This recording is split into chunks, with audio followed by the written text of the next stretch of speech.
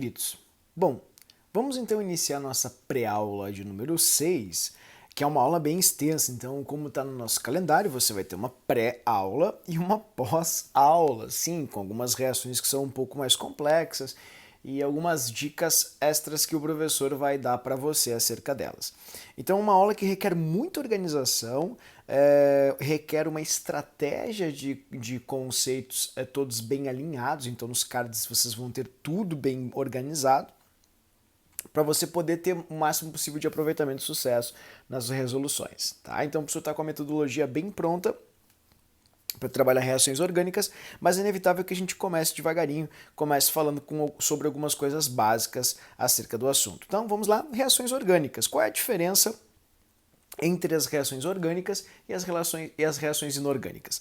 As inorgânicas são muito mais simples, muito mais rápidas e diretas, porque são todas iônicas. E as reações orgânicas já não são, têm natureza covalente. E é justamente por terem essa natureza covalente que você vai ter então muita dificuldade, muita demora, muitas coisas assim essenciais e pontuais para que elas aconteçam. Então é normal você encontrar mecanismos de reações, que são os mecanismos que explicam passo a passo, parte a parte, cada uma das etapas das reações orgânicas. São mecanismos muitas vezes extensos, complexos até de certo modo, mas que vão literalmente explicar as várias etapas que ocorrem do início até o final da reação orgânica. Tá? Só que para você entender direitinho o que é um mecanismo, você vai precisar se inteirar de alguns termos antes para cada um dos tipos de reações. Tá? Então eu vou mostrar aqui para vocês os tipos de reações que tem. A gente vai trabalhar com 5 tipos de reações diferentes. Aqui você tem as definições de cada uma. Por exemplo, a esterificação. O que acontece na esterificação? Sempre formar-se-á ésteres. Então uma reação bem fácil, até já vimos de certo modo na parte de ésteres, que é a reação entre ácidos, álcoois formando ésteres e água. Oxidação. São reações de adição de oxigênio. Então a molécula vai ter ou mais oxigênios ou mais ligações com oxigênio na sua estrutura. Desse modo, você vai ter o oxigênio pegando elétrons da molécula e, por tal motivo, oxidando-a. Afinal, o oxigênio é o nosso oxidante mais importante e comum na natureza. A adição é quando você acresce algo a uma molécula, muito comum em alcenos, alcinos, ou seja, compostos de ligação pi não aromática. Então você vai ter adição de alguma substância a uma outra substância e vai acrescentar isso no final. E substituição, quando você tem uma troca, você tem um radical e você vai trocar esse radical por outro. Né? Então é bem fácil, bem simples, vou mostrar para você. Terminando com a eliminação, quando há uma subtração de algum composto, de alguns átomos dentro de uma molécula. Então eu fiz aqui para você um cartãozinho para a gente conversar sobre. Vamos lá? Aqui está o cartãozinho. Na esterificação, o que você tem? Você tem um clássico, ácido mais álcool, deixa eu colocar ali para você, ó, ácido mais álcool dá éster mais água. Tá? Então ali você tem éster mais água, direitinho como a gente falou. Tá? Então, sempre na reação de esterificação, formar-se-á um éster. Então é a reação que a gente pode chamar de AAEA.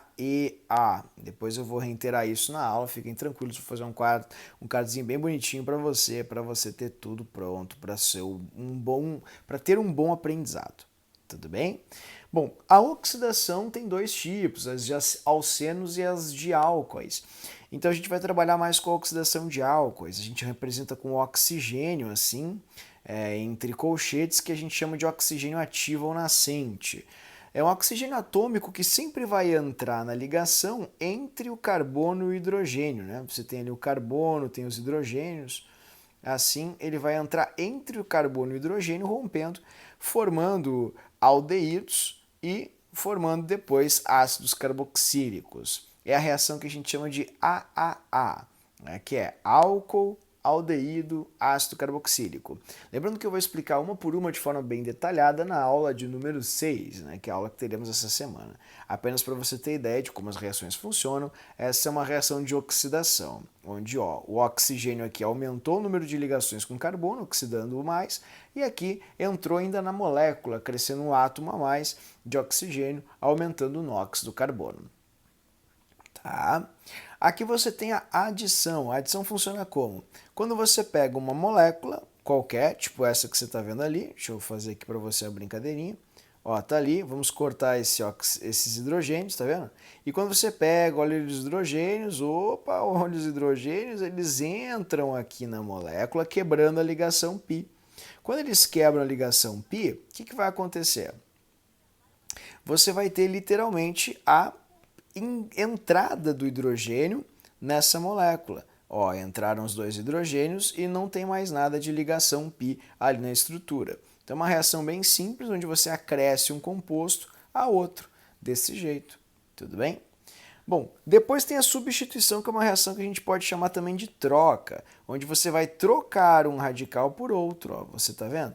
Ó, trocou o cloro pelo hidrogênio. Então, antes havia aqui um hidrogênio, agora não há mais, é um cloro, e antes aqui tinha um cloro, agora um hidrogênio. Muito comum em alcanos, como falei, e em aromáticos principalmente.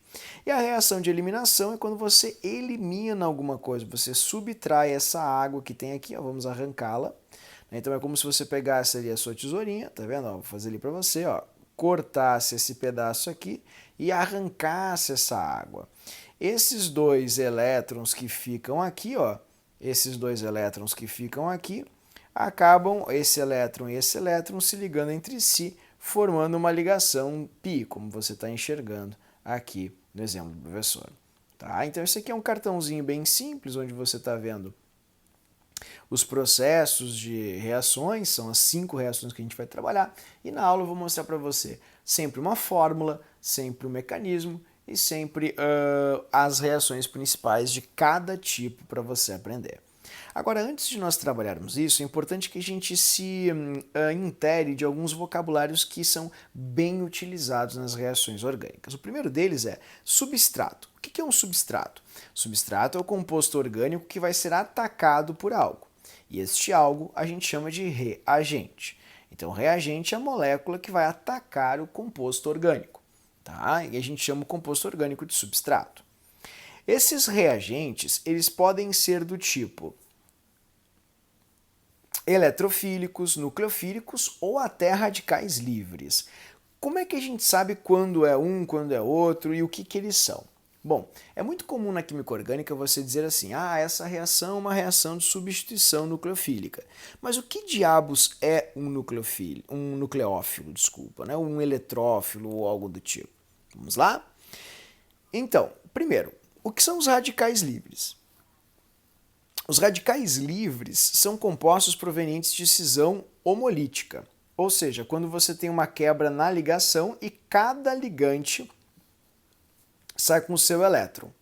Tá? Então, radicais livres, quem ataca o reagente, a molécula orgânica, é um radical livre, muitas vezes. Então, se fala bastante isso. Essa reação é uma reação onde há uma formação de um radical livre, ou há a entrada ou ingresso de um radical livre. O que é um radical livre? Radical livre é um radical formado por uma cisão homolítica, onde cada átomo ligante sai com o seu elétron na ligação. Tudo bem? Tá, mas e às vezes você também escuta coisas do tipo: mas aqui você teve o ingresso de um reagente eletrofílico. O que é um eletrófilo e o que é um nucleófilo?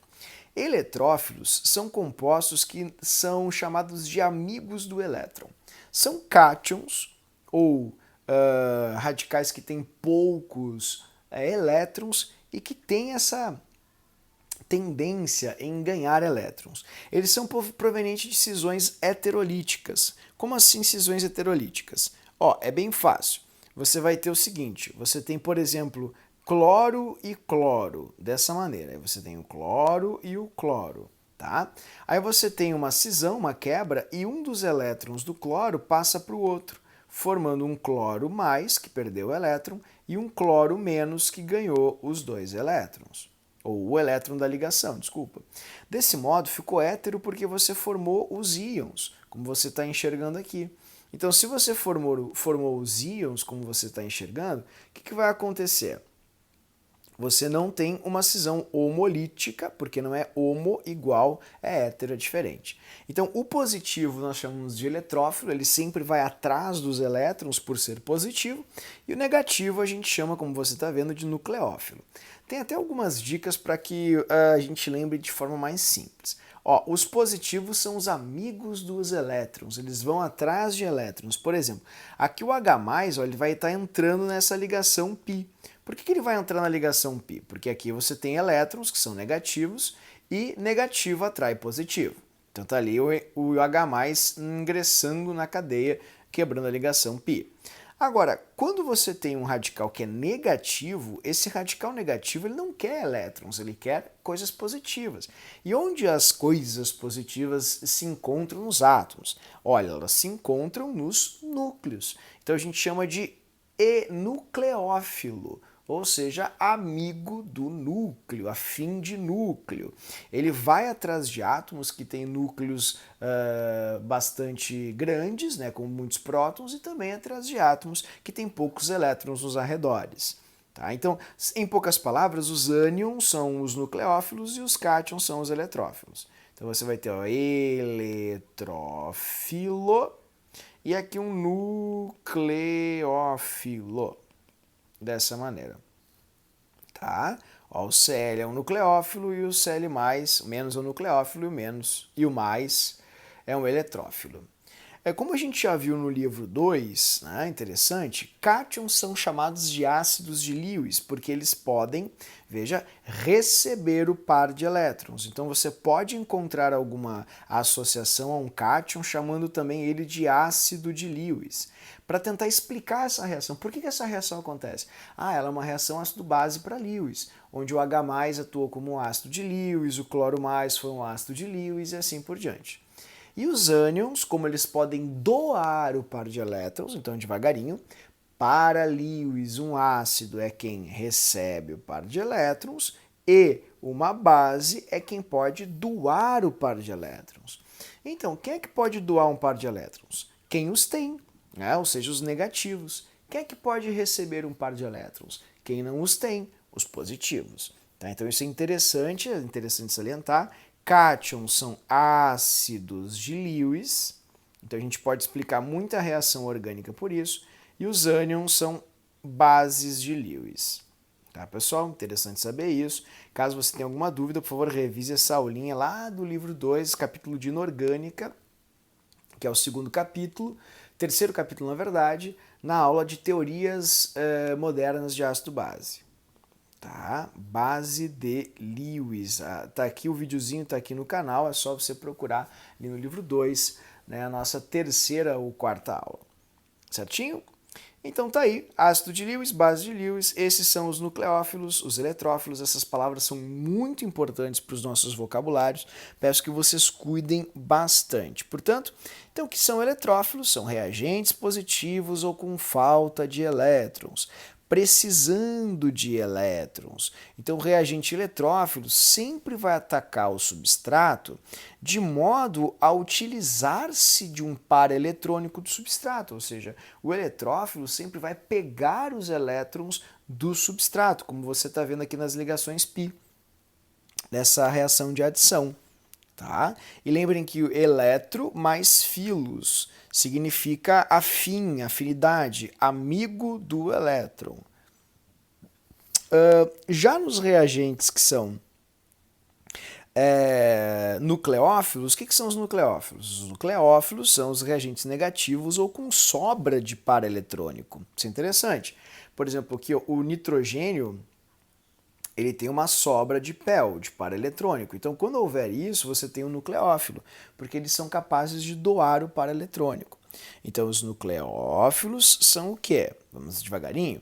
Nucleófilos, como você tem ali, são átomos negativos, ou reagentes negativos, desculpa, ou com sobra de par eletrônico. O nucleófilo sempre vai atacar o substrato onde há falta de elétrons, cedendo aí o seu par eletrônico, né? Então significa amigo do núcleo.